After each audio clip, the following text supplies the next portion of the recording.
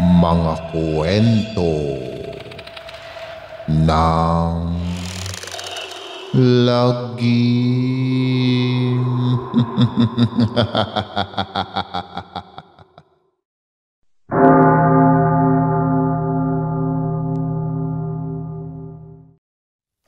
Kamusta mga giliw naming tagapakinig? Mapagpalang araw po sa inyong lahat. Nagugustuhan niyo ba ang mga kwentong lagim? Pwede kayong mag-send sa amin ng mga kwentong katatakutan sa link provided sa baba. I-comment niyo po kung nasaan kayong lugar para ma-shoutout namin kayong lahat. At sa mga gustong magpa-shoutout, i-comment niyo na lang po kung nasaan kayo at kung ano ang pangalan po ninyo. Maraming salamat mga giliw naming tagapakinig. Isang katawan na naman ng tao ang natagpuan sa tabing ilog. Wala ng mata ang biktima at kanyang mga braso ay putol na rin. Butas din ang dibdib nito. Gabi-gabi na nangyayari ang karumal-dumal na krimeng ito. Hanggang ngayon, misteryoso pa rin sa mamamayan ng Santa Cruz kung sino ang gumagawa ng kagimbal-gimbal na nagaganap sa kanilang baryo. Pati ang mga otoridad ay wala ring maturo na sospek dahil malinis ang pagkakagawa ng krimen. Hindi na natiis ni Noel ang mga nagaganap. Desidido na siyang alamin kung sino ang tunay na salarin. Kahit pa buhay niya ang maging kapalit. Isang gabi, habang mahimbing na natutulog ang lahat, kinuha niya ang isang itak nila at lumabas ng bahay para pumunta sa may ilog. At doon niya nasaksihan kung sino ang salarin sa mga nagaganap na krimen sa kanilang baryo. Kahit nakatalikod sa kanya ang babae, ay kilalang-kilala niya ito. Ito ang kapitbahay niyang di makabasag pinggan. Hindi siya makapaniwala sa kanyang nasaksihan. Halos maduwal si Noel sa kanyang nakikita na kamatayan ng isang tao.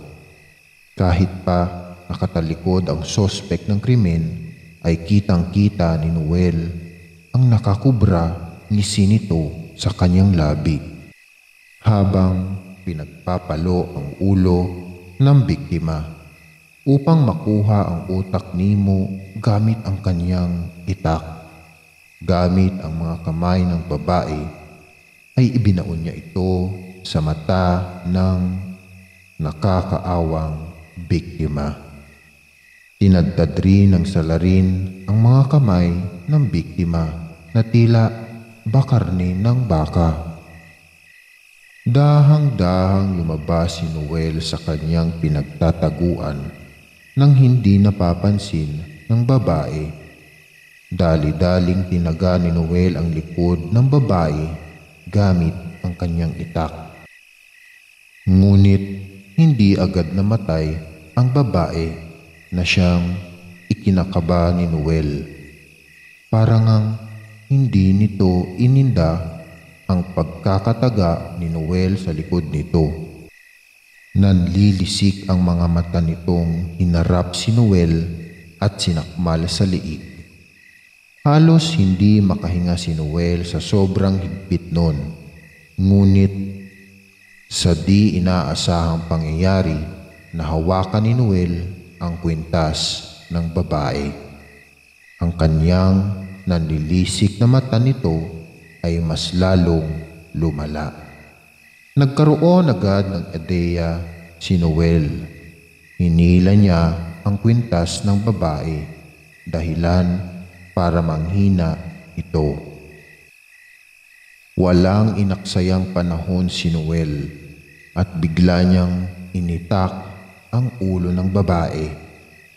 Habol ni Noel ang kanyang hininga Nang magising siya, isang bangungot lang pala ang lahat. Bumangon si Noel upang uminom ng tubig sa may kusina nila. Pagkatapos ay bumalik si Noel sa pagkakatulog. Nang magising kinaumagahan ay pumunta siya sa may tabing ilog upang kumpirmahin na wala talagang krimen ang nagaganap sa kanilang lugar. Pagkarating sa ilog ay nakita ni Noel kung gaano ito katahimik. Mapayapa ang buong paligid sa tabi ng ilog. Bumalik si Noel sa kanila upang maghanda para pumasok sa trabaho. Nang makarating sa pinagtatrabahuan ay hindi pa rin siya nilulubayan ng kanyang napanaginipan. Bumabagabag pa rin sa kanya ang napanaginipan niya kagabi. Ngunit binaliwala ni Noel ang naiisip upang hindi nito maapektuhan ang kanyang trabaho. Buong araw niyang binabad ang sarili sa trabaho. Nang uwian na nila ay naramdaman ni Noel ang napakalakas na pintig ng kanyang puso. Hindi talaga maganda ang kanyang pakiramdam. Ngunit binaliwala niya lamang ito. Iniisip lamang niya na ito ay epekto ng pagkakapi niya kaya bumibilis ang tibok ng kanyang puso. Pagkarating sa bahay nila, nanibago siya dahil wala ang kanyang mga magulang at kapatid. Mas lalo lamang bumilis ang tibok ng kanyang puso. Hindi na mapakali si Noel. Kadalasan ng mga ganitong oras ay nasa bahay na nila ang kanyang mga magulang at kapatid. Lumabas siya ng bahay at garalgal ang boses na tinatawag ang pangalan ng kanyang buong pamilya. Mas lalong lumakas ang tibok ng kanyang puso nang marating niya ang bahay ng tahimik niyang kapitbahay. Dito nakatira ang babaeng nakita niya sa kanyang panaginip na pumapatay ng tao. Kahit nangingibabaw ang kaba, ay kinatok niya pa rin ang pinto nito. Bumukas ito at iniluwa ang kanyang kapitbahay na di makabasag pinggan. Tinanong niya ito kung nakita ba nito ang kanyang pamilya. Ngunit iling lamang ang sinagot at sinabihan siya napuntahan ang kapitbahay nila, nakakalabas lang ng bilibid na ang kanyang pamilya ang nagpakulong. Bago siya pinagsarahan ng pinto, dali-dali siyang pumunta sa sinasabing bahay upang itanong ang tungkol sa kanyang pamilya. Ngunit sinagot rin siya nito na hindi nito nakita ang kanyang hinahanap. Hindi naniniwala si Noel. Sinabihan niya ito na gumanti ito dahil pinakulong siya ng kanyang pamilya. Ngunit sinagot lamang siya nito na kahit pa makulong siya, ulit ay alam niyang wala siyang kasalanan sa pagkawala ng pamilya nito. Walang nagawa si Noel. Halos nawala na si Noel ng pag-asa na makita ang kanyang pamilya. Laglag ang dalawang balikat niya nang umuwi siya sa kanila at doon umiyak. Habang patuloy sa pag-agos ang masaganang luha ni Noel mula sa kanyang mata, ay nakarinig siya ng tinig. Para bang inaakit siya ng tinig na ito. Dahan-dahan niyang sinundan ito upang makita kung sino ang nagmamay-ari ng tinig. Habang papalapit ay tila ba kilala niya kung sino ang may-ari nito. Nang matunto ni Noel ang boses, ay biglang nanglamig ang kanyang buong katawan. Tila ba hindi siya makagalaw. Nais niya mang lapitan ang kanyang pamilya ay hindi niya magawa.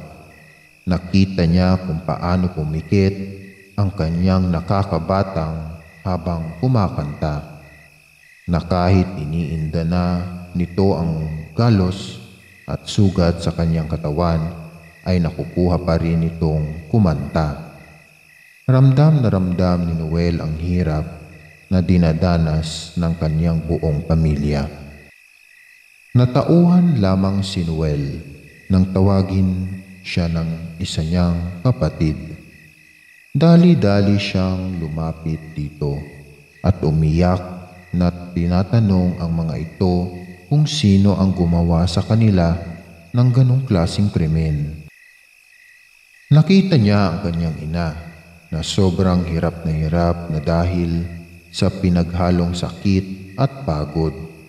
Nakita niyang putol na ang mga daliri ng kanyang ina. Puno rin ng sugat ang buong katawan nito.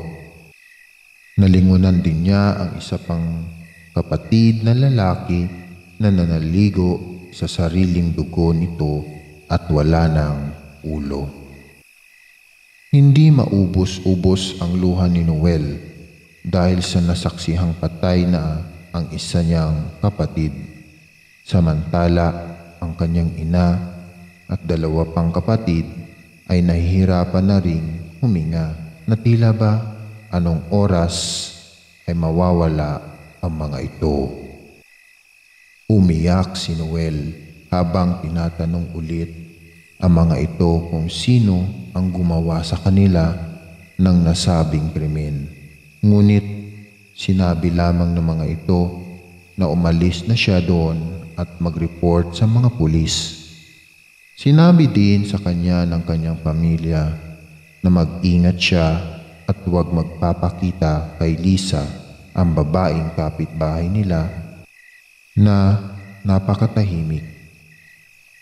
Ang pinagtanungan niya kanina, ngunit tinuro pa nito si Carding na kagagaling lang ng bilibid, kahit na wala man itong kasalanan.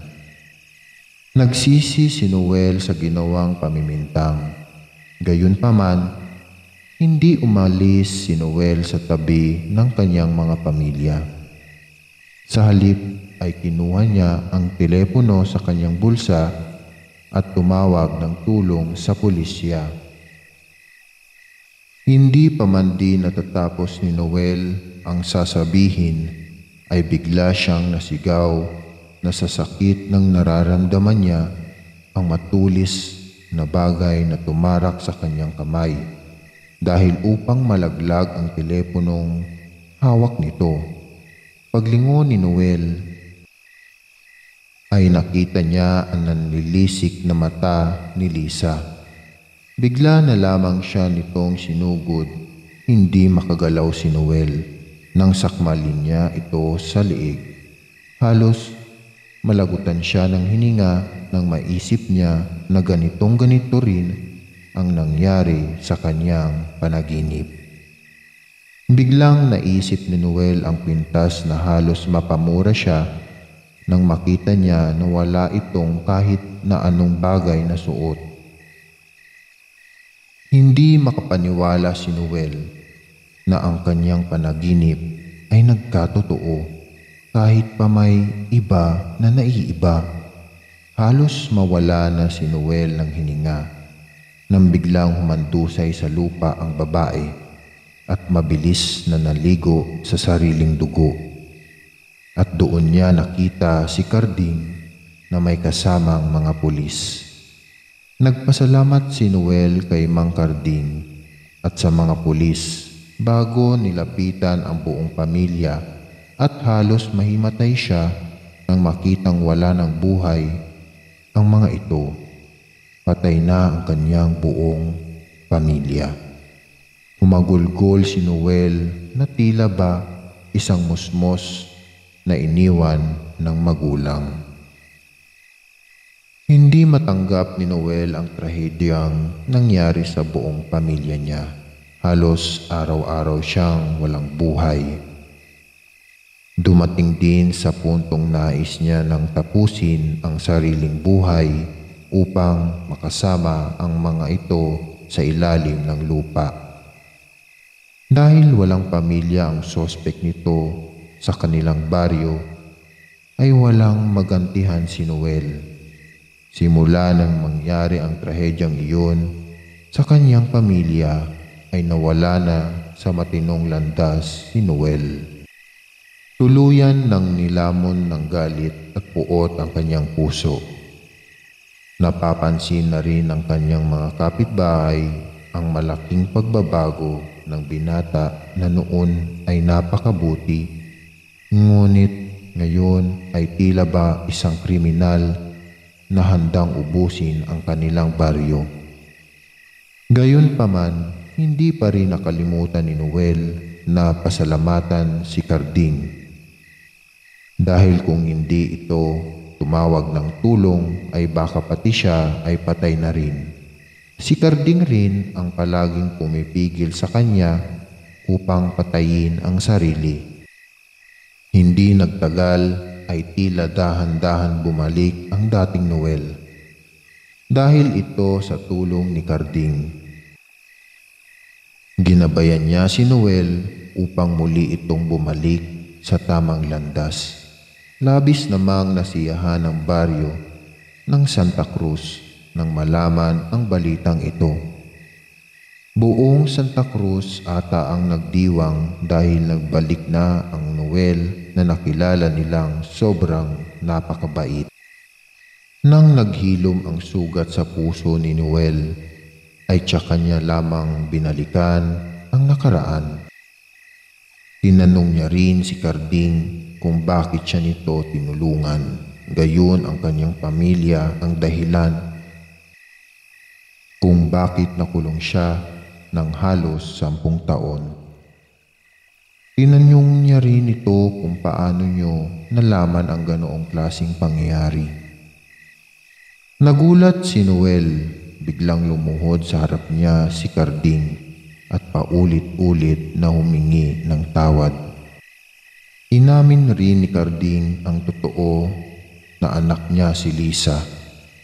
Halos hindi makapaniwala si Noel sa narinig niya. Sinabi rin ni Carding na kaya ginawa niya iyon ng anak niya ay dahil nais nitong maipagiganti siya lalo na sa pamilya ni Noel. Inamin rin ni Carding na hindi totoo ang binibintang na kasalanan ng pamilya ni Noel kay Carding. Ito ay kagagawan lamang din ng kanyang anak. At dahil sa labis na pagmamahal sa anak ay inako niya ito. Sa loob lamang ng bilangguan, siya namulat ng labis na ang pagmamahal niya sa anak na dumating na sa puntong kaya na nitong gumawa ng masama. Hindi niya daw maisip kung saan siya nagkulang bilang ama para magkaganoon ang anak. Ngunit naisip rin nito na marahil nagkaganoon ang anak ay dahil sa kasalanan na ginawa niya sa ina nito. Inamin rin ni Carding kay Noel na siya mismo ang bumaril kay Lisa sa may tabing ilog. Hindi halos maproseso ni Noel ang mga inamin sa kanya ni Carding, ngunit nagawa niyang tawagan ang mga otoridad upang ipaalam ito. Walang imik na sumama naman si Carding. Ani pa nito ay handa na siyang magbayad sa mga kasalanang nagawa niya. Lumipas ang ilang buwan ay naiisip ni Noel ang punot dulo ng trahedyang nangyari sa kanyang pamilya. Hindi isang kriminal si Lisa, biktima lang din ito ng nakaraan.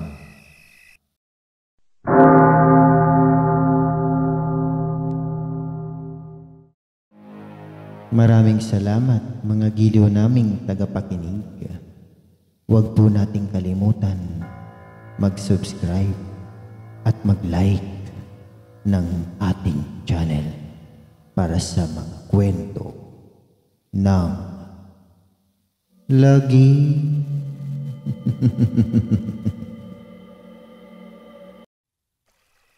Hindi isang kriminal si Lisa, biktima lang din ito ng nakaraan. Naisip niya rin na nangangailangan si Lisa ng tulong upang maalis sa pagkakakulong sa nakaraan. Natanggap din ni Noel ang nakakatindig balahibo na nangyari sa kanyang pamilya. Dinalaw niya ang puntod ni Lisa upang humingi ng tawad dito. Namuhay si Noel ng tahimik at nakapag-asawa na rin siya. Lagi niyang ikinukwento sa kanyang mga anak ang pangyayaring iyon. Akala ng lahat ay tahimik na ang baryo ng Santa Cruz. Ngunit isang pangyayari ang gumimbal dito. May aswang na pakalat-kalat sa paligid at sobrang dami na rin ang mga patay na natagpuan sa may tabing ilog. Nasaksihan ng buong pamilya ni Noel kung paano patayin ng aswang ang biktima nito. Iniitak nito ang biktima, pagkatapos ay kakain kahit hilaw pa. Nakakatindig, balahibo ang mga pangyayaring ito. Sa takot ni Noel na mangyari ulit ang nangyari sa kanyang pamilya noon, ay ninanais nilang lisanin ang baryo ng Santa Cruz. Nang paalis na dapat sila, ay hinarang sila ng aswang. Tumakbo sila sa abot ng kanilang makakaya, ngunit sadyang mabilis ang aswang. Kinuha nito ang isa sa mga anak ni Noel, kaya napahinto si Noel at ganun din ang asawa niya. Nagmakaawa si Noel sa aswang na bitawan ang kanyang anak at siya na lang ang patayin nito. Ngunit tila ba wala itong narinig. Gamit ang matulis na kuko nito ay nakita ni Noel na binunot nito ang mata ng kanyang anak at kinain. Nakita ni Noel na hindi lang pala isa ang aswang sa baryo nila. Marami pala ito. Kinuha nito ang kanyang mga anak at asawa. Napaluhod si Noel sa lupa nang naramdaman niyang hinampas ng itak ang kanyang batok. Dahilan para manghina siya at nagdilim ang buong paningin niya.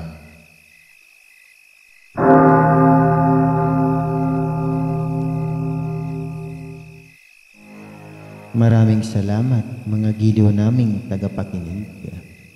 Huwag po nating kalimutan mag-subscribe at mag-like ng ating channel para sa mga kwento ng lagi.